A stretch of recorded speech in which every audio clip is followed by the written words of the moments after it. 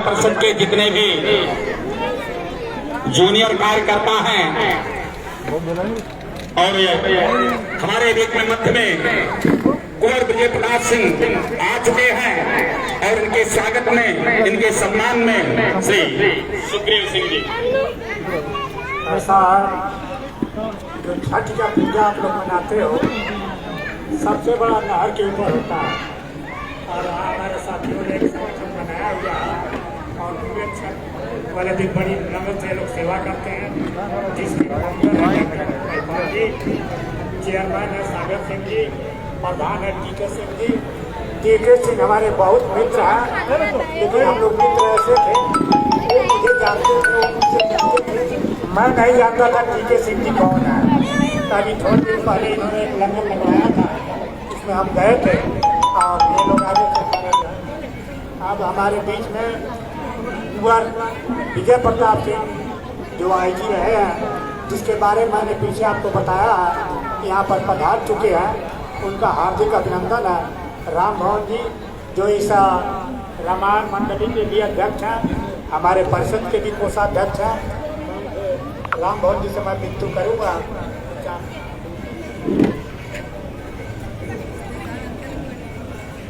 मैं कर्मवीर कर्तव्यनिष्ठ वसुंधरा परिवार के रक्षक, राष्ट्र के उन्नति के लिए हमेशा अपना तन मन धन समर्पण भाव जन सेवा में हमेशा उत्कृष्ट हमारे बीच कर्तव्यनिष्ठ परम आदरणीय डॉक्टर कुंवर विजय प्रताप जी आ चुके हैं। मैं आप सभी सहयोगियों की तरफ से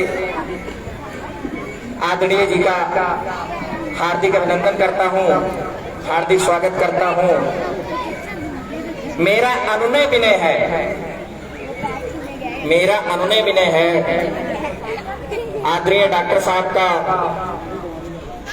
जो पिछला कार्यकाल रहा है, प्रशासनिक अधिकारी के रूप में उन्होंने हमेशा तन से, मन से, धन से हम सभी की सेवा की है और आज वो सरकार में है। मैं विनम्र निवेदन करूंगा कि अपने प्रबुद्ध ज्ञानी अविरल विचारित प्रवाह से सबको अलंकृत करें और आशीर्वाद दें।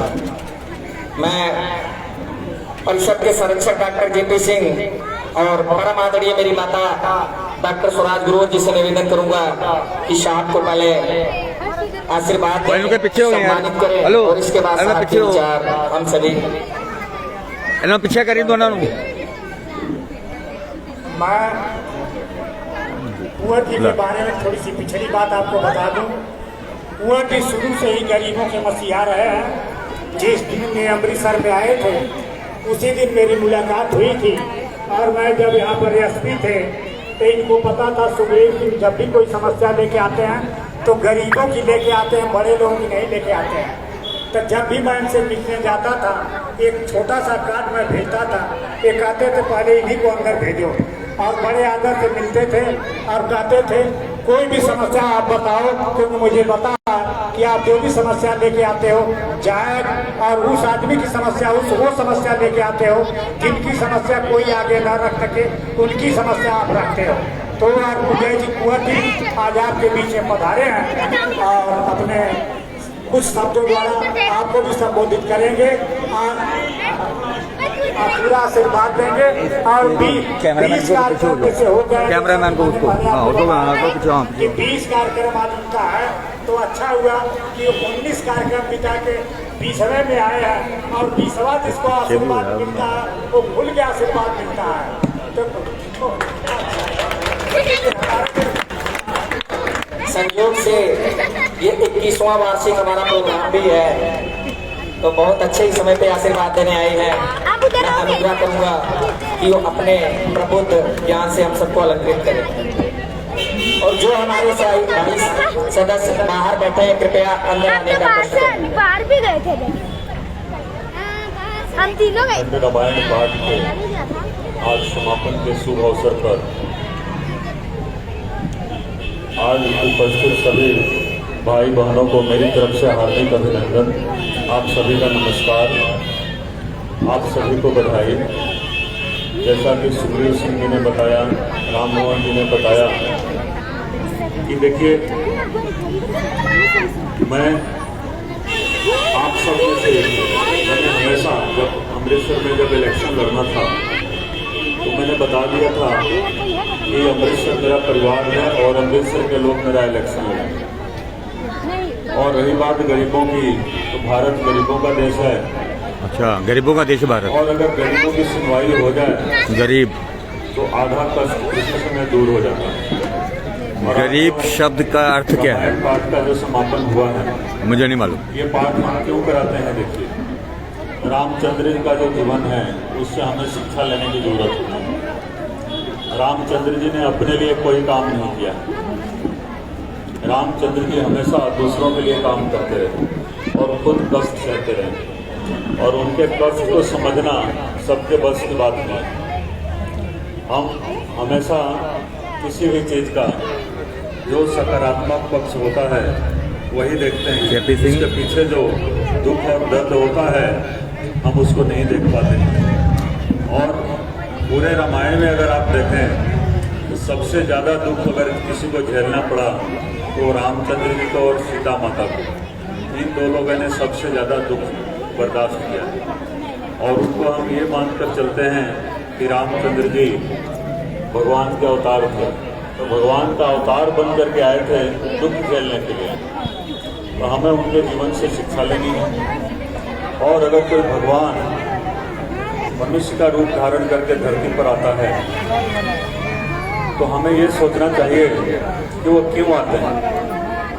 जब धरती पर बहुत ज़्यादा पाप हो जाता है, अन्याय होता है, अनाचार दुराचार होता है, तभी ऐसा होता है।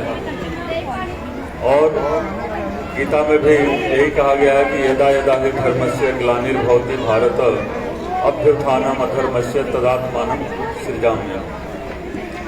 अब आप लोग ये देखेंगे, हमारे समक्ष हमारे मार्गदर्शक डॉक्टर जेपी सिंह जी बैठे हैं, जो पद पद पर हमें मार्गदर्शन देते रहे हैं। चौधरी साहब बैठे हैं, इनका हमारा सहयोग मिलता रहा है। डॉक्टर स्वराज ग्रोवर जो हर तरीके से समाज की सेवा में रहती हैं और हमारे मार्गदर्शन के लिए तत्पर रहती हैं। हम सभी लोग मिलजुल करके देखिए समाज को आगे ले जाएंगे। और सबका दायित्व है, आप सभी का दायित्व है कि समाज को हम किस रूप में देखना चाहते हैं। और मैं तो देखिए, मैं भी कष्ट झेलता रहा हूँ।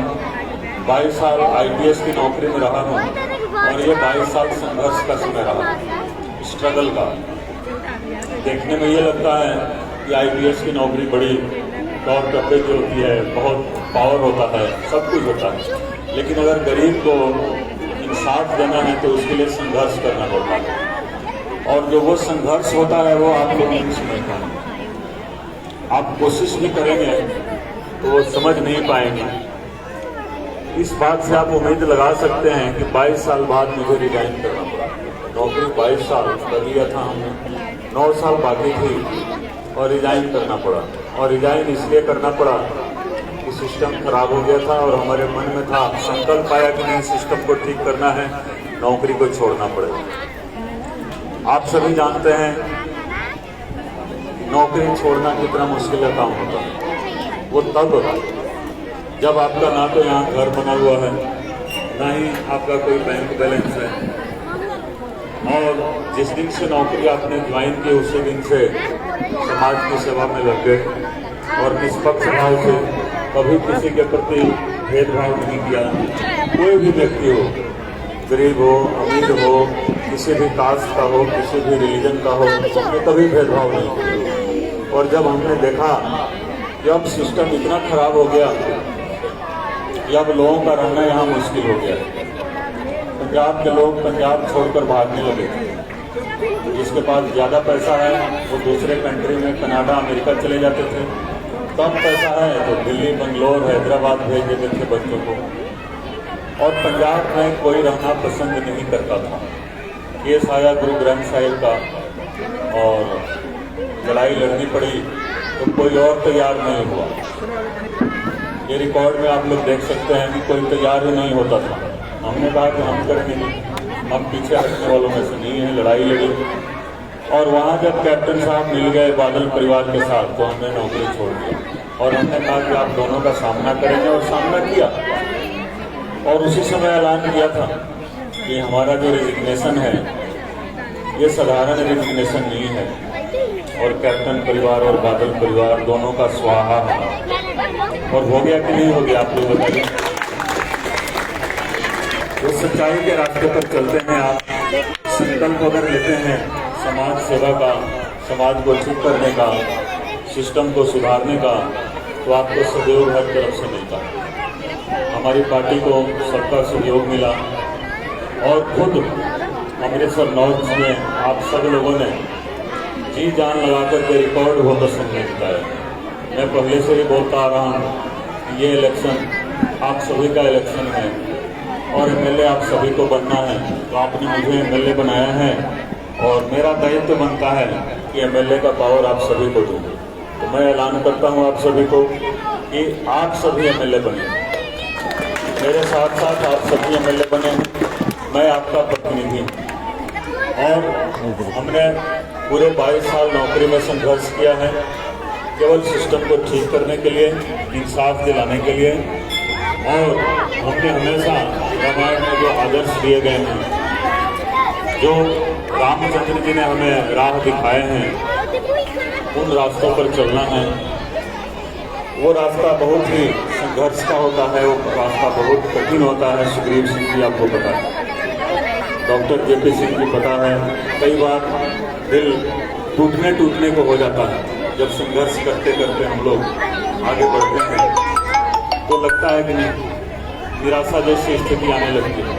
वहाँ बहुत सारे लोग आते हैं और रामचंद्र जी की शिक्षा भी सामने आती है कि नहीं, निराश नहीं होना है, अपने कर्तव्य पथ पर आगे बढ़ते जाना है। कर्मण्यवाधिकारस्ते मां फलेषु कदाचन। लेकिन हमने देखा है जब आप कर्तव्य पथ पर आगे चलते जाते हैं, बाधाएं आती हैं, लेकिन सारी बाधाएं खत्म होती जाती हैं। और हमारा यही संकल्प है और हमें अपनी संस्कृति को हमेशा आगे लेकर के चलना है। जिसलिए भारत जाना जाता है, पंजाब जिस कारण से जाना जाता है, उस चीज को आगे लेकर के जाना। रामायण के बारे में मैं आपको बताऊंगा कि अगर आप सास बहू की कहानी देखेंगे तो सास और बहू का रिश्ता एक अलग ही होता है। और रामायण में अगर सीता माता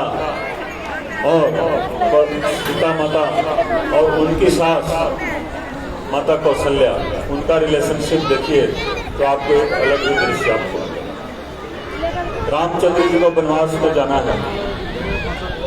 एक लाइन में मैं आपको लोगों को बताऊंगा कि रामचंद्र जी वनवास जाने को तैयार हैं और सीता जी भी जाना चाहती हैं। तो आप लोग बताइए कि उन्होंने परमिशन किससे लिया? सीता जी परमिशन किससे ले रही हैं? रामचंद्र जी से कि किससे ले रही हैं? माता कौशल्या के पास जा रही हैं। चलन चलत बन जीवन नाथो यही सुप्रीत सन हो ही साथ। तो वो परमिशन लेने के लिए कौशल्या माता के पास जा रही हैं कि आप हमें अनुमति दीजिए तभी हम जा सकते हैं। वो मना कर रही हैं कि नहीं, आप नहीं जा सकते। वो बार बार वही बोल रही हैं कि कीर्तन प्राण की केवल प्राणा विधि कर्तव्य पर से जारी न जाना। आप मुझे आज्ञा नहीं देती हैं तो या तो शरीर और प्राण दोनों उनके साथ जाएंगे या फिर केवल प्राण जाएंगे, शरीर यही रह जाएगा। अब आप सोचिए, और बोल किससे रही है? वो अपनी सास से बोल रही है। जिस सास को और बहू का रिलेशन इतना हमारे टीवी चैनलों में ये क्या है, ये खराब दिखाया जाता है। जानबूझ करके हमारी संस्कृति को खराब करने का प्रयास किया जाता है। और वहाँ वो बोल रही है कि तन प्राण की केवल प्राणा विधि कर्तव्य कुछ जाएगी। या तो शरीर और प्राण दोनों साथ जाएंगे। अगर आप मुझे आज्ञा दे देती हैं जाने के लिए तो शरीर और प्राण दोनों जाएंगे, और अगर आपने आज्ञा नहीं दी जाने के लिए तो केवल प्राण जाएंगे और शरीर यहाँ रह जाएगा। तो आप सोच लीजिए कितनी बड़ी बात है।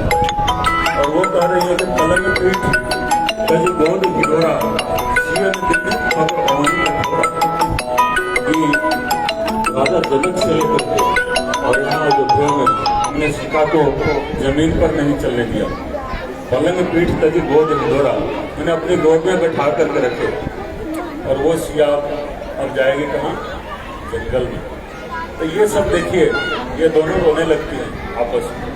तो हमारी ये संस्कृति है, हमारी ये संस्कृति है कि सास और बहू का रिलेशन ऐसा होना चाहिए और ऐसा ही है। अगर टीवी सीरियल को साइड में कर दें तो ऐसा ही रिलेशनशिप होता है। भाई भाई का आप देखिए कैसे दिखाया जाता है, लोग लड़ते हैं और लक्ष्मण जी को बाण लग गया है तो रामचंद्र जी विलाप कर रहे हैं और उनका क्या कहना है कि सुबह होगा तो